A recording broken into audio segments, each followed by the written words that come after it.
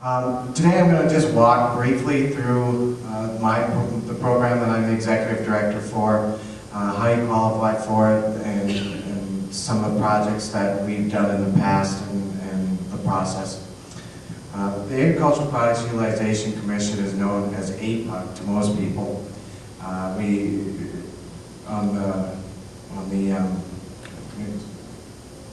I lost my train of thought, so I'll just start over. APUC's mission is pretty basic. It's to create new wealth and jobs through the development of new and expanded uses of North Dakota agricultural products. That is our theme. That is the one thing that all projects, no matter what category of grant you apply for, you all have to be adding value to a North Dakota agricultural product. It's made up of 9 commission members from around the state of North Dakota. Most of them are either producers or active ranchers or farmers. There are 5 are appointed by the governor, 2 are the ag commissioner and his appointee, an NDSU representative, an ED&F representative also sits on the board. And then myself, an administrative assistant, and a USDA representative. The grant types that are available at APUC, the Market and Utilization Grant is by far the most highly used grant that we have right now. It can be used for things like business plans, feasibility studies, marketing plans, market development, legal costs, accounting costs. So it's one of the grants that is the most highly used. We have given grants generally at any one time. There's about $500,000 to $1 million in requests in a quarter. 90% of them are in this category because it is kind of wide-reaching. Within that category, you also can apply for cooperative marketing. So if you're a co-op, you can apply for things to help raise funds for that co-op, funding drives, things like that. And then there's an international component where if you're doing international marketing overseas, you can apply for dollars for travel costs or trade shows, airline tickets, motel costs, things like that. The Basic and Applied Research Grant is a grant that ties North Dakota companies with an accredited research facility like NDSU or ERC or any other colleges qualify as long as they're connected with a private company. The Farm Diversification Grant is a grant that helps spur an idea. It is one of the things, you have to be an active producer to qualify for this, but it's a small grant, it's a $5,000 grant, but if you qualify, you can use it for anything. And so there isn't a specific thing that, there's not as many guidelines with that grant, and it's really meant to help spur an idea. A lot of our smaller companies have started out with the Farm Diversification Grant and grew into companies. This is where we also see people that are planting the grapes or the June berries or all of those berry bushes that the Kathy had up here earlier. We have producers around the state that have applied for grants to help kind of get those started, those orchards started. It is also where we're seeing a really big rise in people that are applying for it to start vineyards, to grow grapes, things like that. The one thing I do remind you is you have to be a current producer, and we use the federal definition, which means 51% of your income has to come from on-farming operations. We have the Agricultural Prototype and Technology Grant. Those grants are the only categories where you don't have to be adding value to a raw agricultural commodity, obviously. They deal more with prototype development, deals with ag equipment and food processing equipment. And that grant, you can use it to develop your prototype. You can apply for patenting costs, legal fees, test marketing, things like that. The technology grant is anything that is new and innovative that a company or an individual is working on that's going to add value to North Dakota agricultural product, but it doesn't have to add value to a raw agricultural commodity. We have people that, for instance, developed a sensor that tells you the exact time to spray a field to prevent disease, or a sensor that they put in trucks and it tells where sugar beets are, a specific field was harvested and where it's stacked in a pile, and when it got processed and where that sugar ultimately ended up. The Technical Assistance Grant is a grant that is very little utilized within our program, and we are always looking for projects. It's for existing food processing companies that need assistance to be more profitable. They can contact us and we will help pay for someone to come in and help their company be more profitable, or look at where certain on an assembly line or something, if there's inefficiencies or something, they can help with that and we'll help pay for it. The grant I'm here to talk to you today about is the Nature-Based Agritourism Grant. It is a grant that's new to our program, and one of the reasons that we are here today is because we want to promote it. It is a grant that is strictly for advertising and marketing of nature-based activities. And we'll talk about what those are. One of the things for all the projects, we judge on 6 basic criteria. The probability of job and wealth creation is our #1 goal. Obviously, when you're talking about economic development, it is one of the things that is of high importance is job creation and wealth creation. Scientific and technical merit of research or the project in general, probability of rapid commercialization, shared commitment for funding means you have to have matching fund, and all of our grants require that there's matching fund from the applicant in the form of not only in-kind contributions and things like that, but actual cash. Commission's judgment for the potential success. Basically, the commissioners award points based on whether or not they think your project will be successful. And then the geographical considerations, meaning if it's a rural project, you get more points than if you're non-rural. Of those criteria, you can see we have points assigned to each of them. You can receive a maximum of 100 points. And what we do is we grade on what we call an Olympic average, and so the highest and the lowest score is thrown out. The score is averaged together, and you compete against everybody, whether it's in that category or a different category. So nature-based agritourism competes with marketing guys who compete with basic and applied research, because we only have one pot of money to give away, so everybody competes for it. The Nature-Based Agritourism Grant is an exciting kind of grant for us, because it's one of the ways we get to go out into rural North Dakota and see some really cool projects taking place. The basic premise of the grant is the project must be bringing people to rural North Dakota to engage in recreational, sport, educational, or labor-assisted sales, such as self-harvesting. Basically, what we tell people is anything that's connected to the land. And so trail rides and hunting lodges and things like that, they all qualify. One of the ones that people ask us all the time is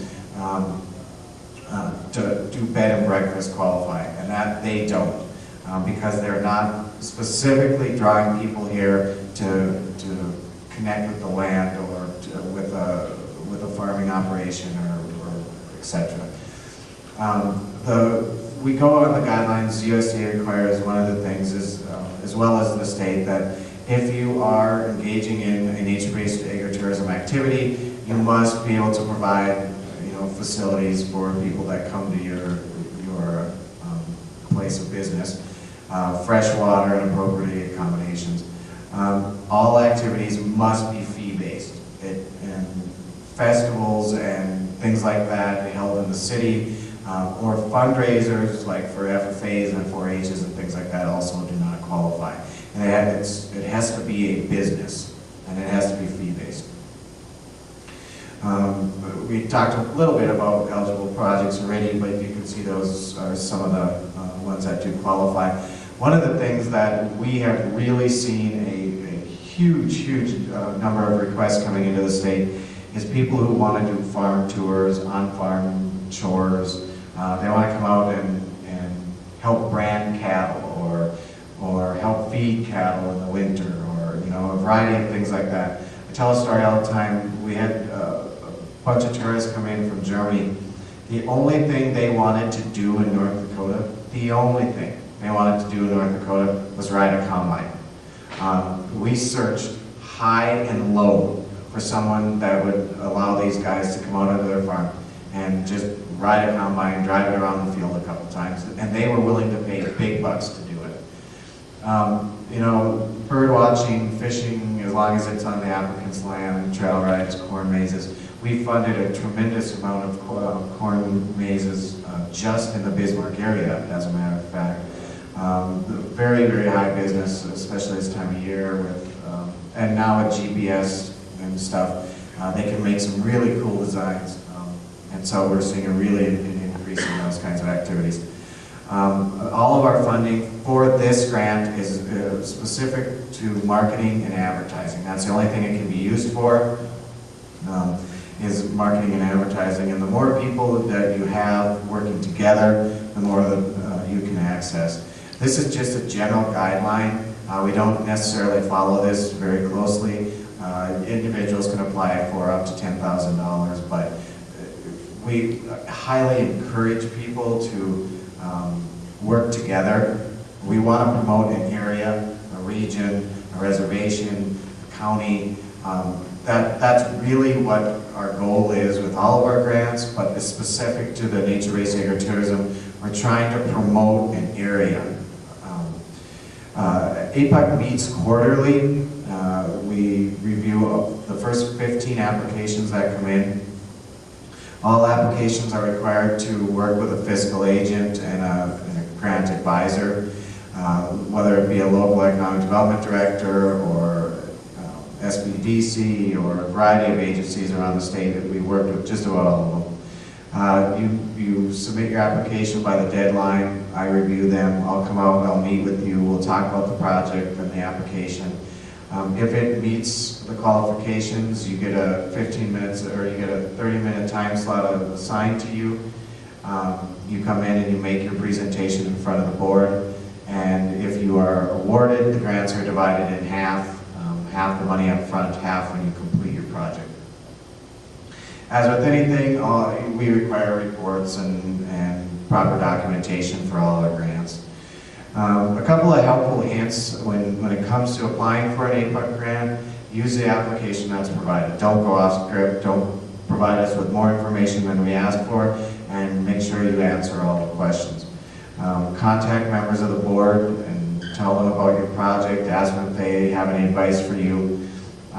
Don't make your presentation too long. One of the things I tell everybody is when you come to APUC, the questions that the commissioners ask you will determine your funding. So if you walk out of there and they have questions that they didn't get to ask, more than likely you will probably not get funded. It is highly competitive, as I said before. We have about $350,000 to $400,000 to give away in a quarter, and we have anywhere between $500,000 and $1.5 million in requests every quarter. So it is very competitive. Private companies are the key. Private companies making business and promoting rural North Dakota and agriculture. And obviously matching funds is important. Get your application in early. That's very key so that we can review it, and if we have questions, we can help you through the process. And everything you provide to us is open to the public, except for your public documents, your financial records. But other than that, all reports and outcomes of a grant is open to the public so other people can learn from it. One of the things we ask every time we grant it is, would the producers, ranchers, and farmers in North Dakota want this project to be funded? So as you're applying for a grant, think of that in the back of your head. Is this something that, as a producer I would want funded, or as a citizen of North Dakota, is this something that is going to create wealth and jobs for the state? Our theme, the theme for all the grants that we provide is value-added agriculture. That is key and most important. So that's the quick and dirty of it. And before I ask if there's any questions and get off the stage and let somebody else talk, I just want to say thank you on behalf of the North Dakota Department of Commerce and APUC for your attendance today and your willingness to come and learn and hear what we have to offer, and all of the great speakers today taking the time. I appreciate it, and thank you to them too. So, I want to tell you about some of the grant funds that the North Dakota Forest Service has available that could help you in some of your agroforestry efforts. There is what's called the North Dakota Trees Trust Fund. And it's on all of the income tax forms. When people do their income tax every year, they have two options where they can donate money, give their excess money to, or make a contribution to either the North Dakota Forest Service Trees for North Dakota Trust Fund or to the North Dakota Game and Fish Watchable Wildlife. And each of us, just depending on the year, right now we're in a recession, so we get about $15,000 to $20,000 that goes into that trust fund each year. And that trust fund is designated for planting trees and shrubs. And so we have put that pot of money into what we call family forests. Now these family forests, the maximum amount you can get is $1,000. They're very easy to get. There is no match or anything required on that. But the catch is, I guess, that it has to be on public land. So if you were looking for a place to, like plant some grapes or things like that, this would be one option for you to consider. Now, the unique thing about the tribal reservation is this is like your country's public land. So I'm not probably the best one to give you the answer for that, but we do have folks on our staff that can answer those questions.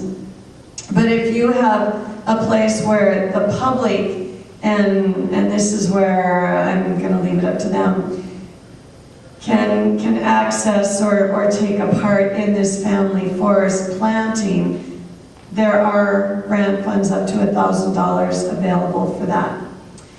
We also have grant funds called storm tree replacement grants.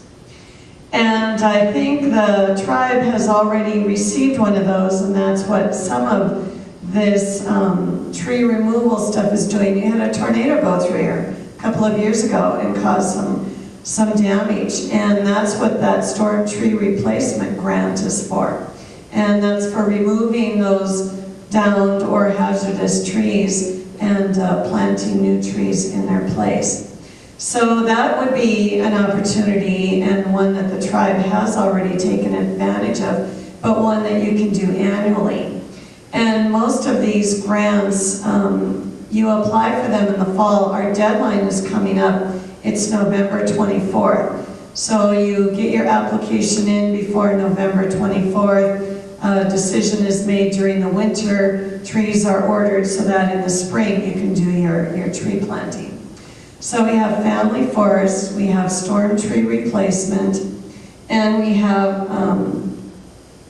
transportation enhancement grants. Those grant monies are to be used along major transportation corridors, which would be along Highway 5 or the major highway going north if you wanted to plant a living snow fence to keep snow off the highway so you didn't have to utilize so much of your equipment in snow removal. We have money for that available. The other grant money that we get comes from the U.S. Forest Service. And that grant money goes to the local NRCS offices across the state.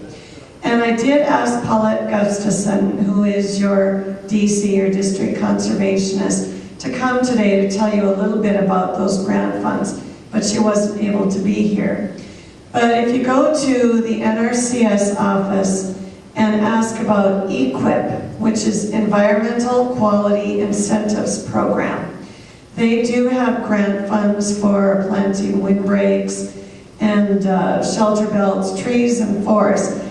Their stipulations are with the EQIP funds that you can't remove trees and replant trees. I mean, you can't go out and cut down some of the native woodland and plant a shelter belt there. You'd have to visit with them about that.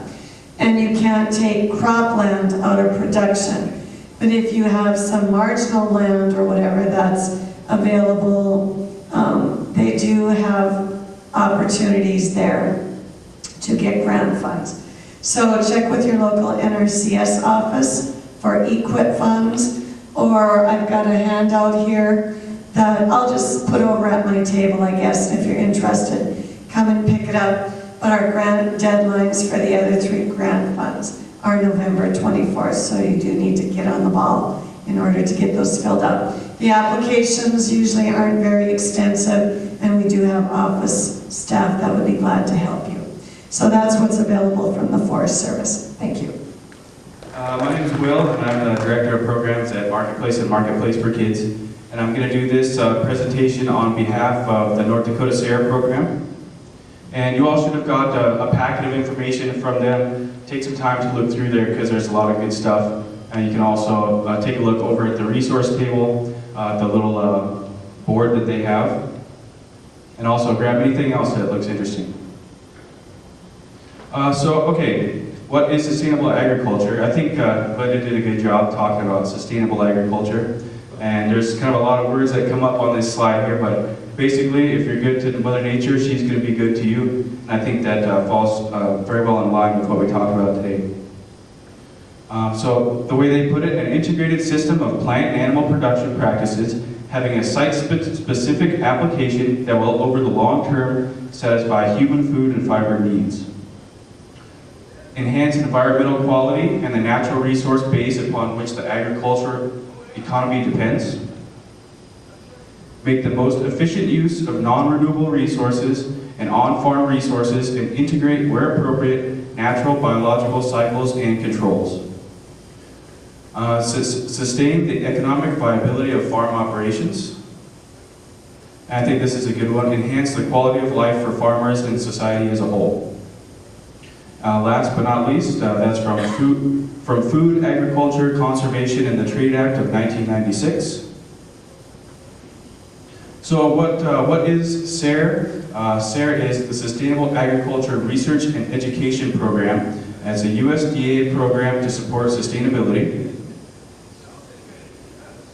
The North Central Region SARE mission is to strengthen rural communities, increase farmer-rancher profitability, and improve the environment by supporting research and education. As I kind of said earlier, take a moment to look through that folder. There's a ton of information. SARE has several different grants. They have a farmer-rancher grant, a youth and youth educator grant, graduate student grant, educator professional development grant, and a research and education grant. The Farmers Rancher Grant Program grants up to $6,000 for individual farmers or ranchers and up to $18,000 for groups of 3 or more from separate operations. 2-year projects can be research, education, or demonstration. They require a support letter from the community contact, a simple short 5-page application and budget form. And about 50 grants are funded per year in the SARE North Central region, and funds are available in early spring. The Farmer Rancher Grant applications are due the 2nd of December of this year. Okay, and the Youth Grant Program. Grants are for on-farm research, demonstration, or education projects for youth ages 8 to 18. Research and demonstration projects are hands-on efforts to explore sustainable agriculture issues and practices. And maybe that's something that, even when we were talking about the trapping earlier, something like that would fall well in line. Education projects can involve teaching others about sustainable agriculture, or attending a sustainable agriculture conference, workshop, or camp, and that grant is for $400 maximum. The educator grants provide programming on sustainable agriculture for youth, and that is up to $2,000. The youth and youth educator grant applications are due by the 14th of January, and that is in 2011. If you guys have any more questions, you should have all the contact information there. The website's pretty easy. It's www.sare.org. You can contact, or also look at the state website, ndsare.info.